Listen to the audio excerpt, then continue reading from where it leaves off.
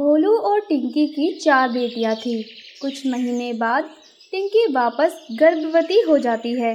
भोलू और उसकी माँ पुष्पा चिड़िया इस बार एक बेटे की आशा में थे। कुछ समय बाद बारिश का मौसम शुरू होने वाला था कि एक रात टिंकी के अंडे से एक चिड़िया बाहर आती है। हाय राम, पहले ही 4 पनौती कम थी क्या, जो एक और आ गई अब इस दुनिया में। अब तो कोई आस नहीं बची।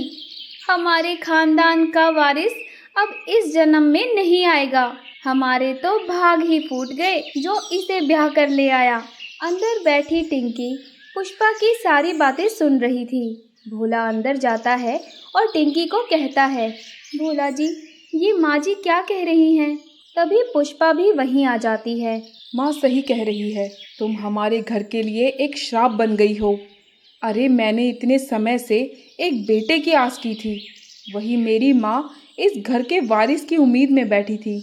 तुमने हमारे सपनों पर पानी फेर दिया।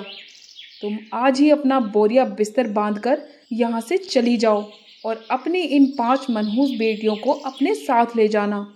मुझे इनका चेहरा भी नहीं देखना है।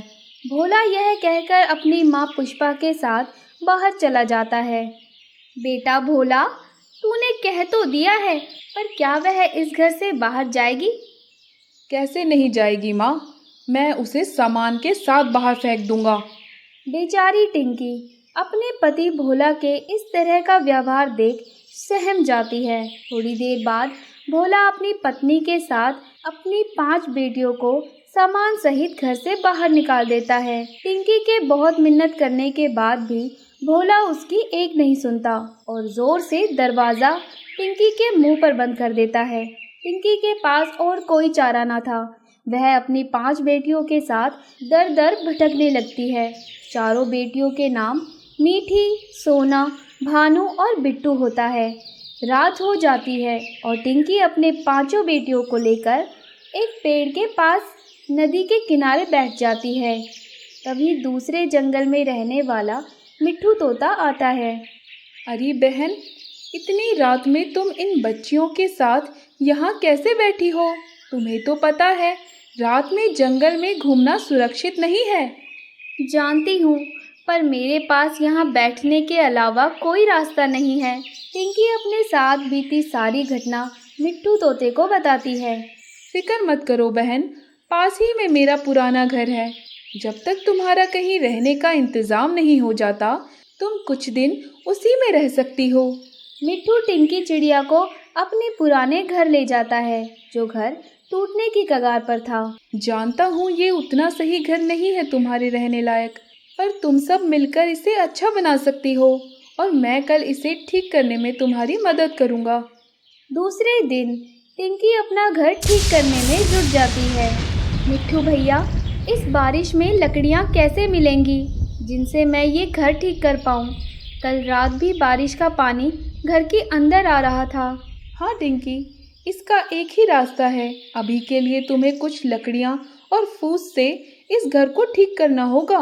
सभी बच्चे पास पड़ी लकड़ियों को उठाकर घर की छत पर डालने लगे। मिट्ठू भी उन सभी की मदद कर रहा था। माँ, मुझे भूख लग रही है। हाँ माँ, मुझे भी भूख लग रही है। बच्चों, अभी तो हमारे पास खाने का एक भी दाना अनाज नहीं है। तुम्हें मैं क्या खिलाऊं? टिंकी, कुछ दूर एक खेत है। उस खेत में बहुत सारे तरबूज लगे हैं। तुम चाहो तो वहाँ से तरबूज लाकर अपने बच्चों का पेट भर सकती हो। अरे वाह, तरबूज! माँ, हमें तरबूज खाना है। आप तरबूज ले आइए ना। ठीक है बच्चों, मैं तरबूज लेकर आती हूँ। मैं भी तुम्हारे साथ चलता हूँ, मुझे भी एक तरबूज लाना है। ठीक है मिट्ठू भैया, हम तरबूज लेकर आते हैं। मिट्ठू और टिंकी तरबूज लेने खेत की तरफ उड़ जाते हैं और अपने कुछ दोस्तों को भी साथ ले लेते हैं। सभी उन तरबूज की खेती के पास जाते हैं। अरे वाह, यहाँ तो बहुत सारे तरबूज हैं। इस गर्मी में तरबूज खाने का अलग ही मज़ा है। बारिश का मौसम और मीठा मीठा तरबूज। हाँ टीनू मौसी, आज मैं भी काली कौवी को तरबूज खिलाकर मनाऊंगा। कल से मुझसे बिना बात ही रूठी हुई है। क्या कहती है काली कौवी तुमसे? क्या बताऊं मिट्ठू तोते, बात बात पर मुझसे कहती है सोने का हार ला कर दो, वरना मैं मायके चली जाऊंगी। अब उसे सोने का हार कहाँ से ला कर दूं? मैं तो परेशान हो गया इस बात से, इसलिए आज मैं भी तरबूज लेकर जाऊंगा। कम से कम आज के दिन तो ये सुनने को नहीं मिलेगा, मीठा तरबूज खाकर मीठा बोलेगी। अब जल्दी जल्दी तरबूज तोड़ लो, वरना बारिश शुरू हो जाएगी तो हमें तरबूज ले जाने में दिक्कत होगी।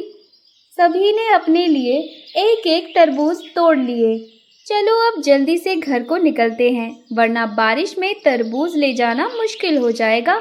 हाँ टीनू मौसी, हमें चलना चाहिए, वरना बारिश से हमें परेशानी होगी।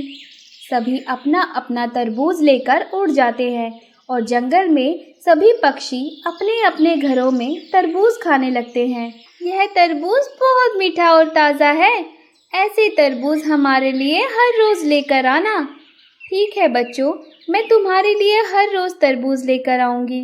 रात हो जाती है और सभी बच्चे तरबूज खाकर सो जाते हैं। तभी मौसम बदलता है और तेज़ आंधी आने लगती है और टिंकी का घर बहुत ज़ोर ज़ोर से हिलने लगता है।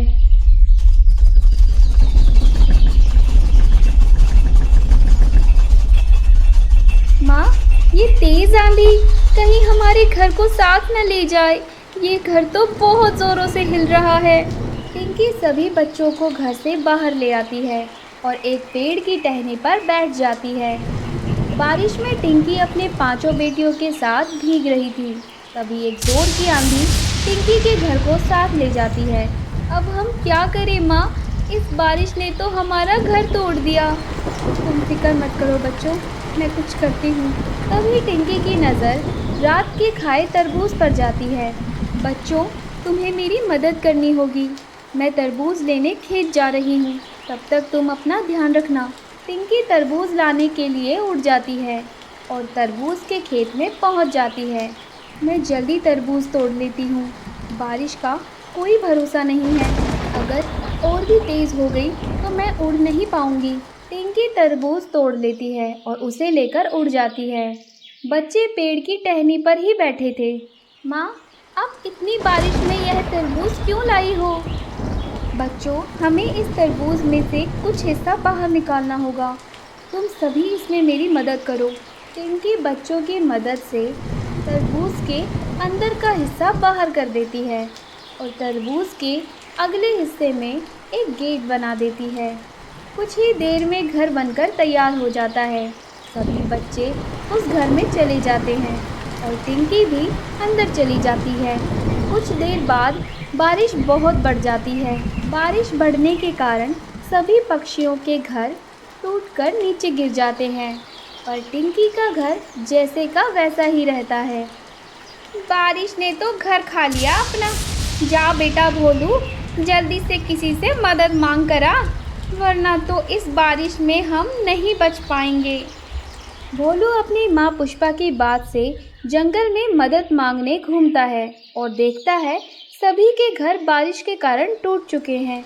वही टिंकी अपने तरबूज घर में बहुत ही सुरक्षित है।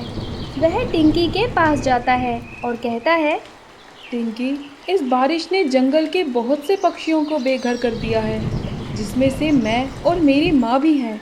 क्या तुम हम सभी को अपने इस तरबूज घर में शरण दोगी? इतने सारे पक्षी इस छोटे से तरबूज घर में नहीं आ पाएंगे, पर मैं तुम्हारी तरबूज घर बनाने में मदद कर सकती हूँ। टिंकी, हमने तुम्हारे साथ इतना गलत किया, फिर भी तुम हमारी मदद कर रही हो, हमें माफ़ कर दो टिंकी। ये सब बात की बातें हैं भोलू जी, आप जल्दी से सभी पक्षियों को लेकर आइए, हम सभी तरबूज लेने चलते हैं। टिंकी सभी पक्षियों को लेकर तरबूज के खेत में जाती है। सभी पक्षी अपने अपने लिए तरबूज तोड़कर उन्हें लेकर उड़ जाते हैं। टिंकी सभी को तरबूज घर बनाने में सभी की मदद करती है।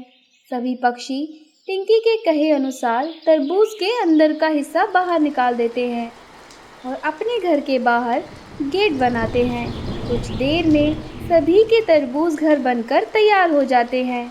सभी पक्षी टिंकी का धन्यवाद करते हैं और अपने अपने घरों में रहने के लिए चले जाते हैं। बाहर बारिश का मौसम और भी ज़्यादा खराब हो गया था और सभी पक्षी अपने अपने घरों में सुरक्षित थे। अगर आपको हमारी कहानी अच्छी लगी और ऐसी ही कहानियाँ और देखना चाहते हैं तो हमारे चैनल को सब्सक्राइब कर लें और बेल आइकन पर क्लिक कर दें और हाँ, शेयर करना मत भूलिएगा।